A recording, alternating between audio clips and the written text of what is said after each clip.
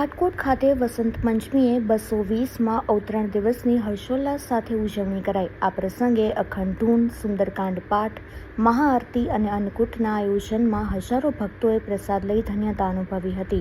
વીરબાઈ મા સદાવ્રત ટ્રસ્ટ દ્વારા સંચાલિત આ સંસ્થા છેલ્લા 35 વર્ષથી અન્નક્ષેત્ર ચલાવે છે।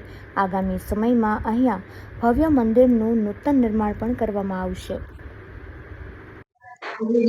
આજે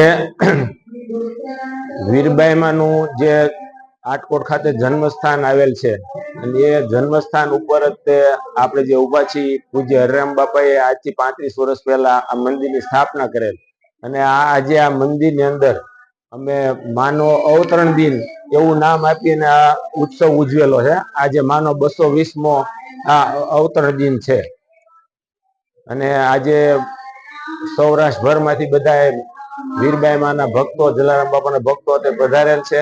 અત્યારે સતત અખંડ ગુરુનો કાર્યક્રમ હતો, હવે મહાપ્રસાદનો કાર્યક્રમ, આની પહેલા મહાઆરતી થઈ।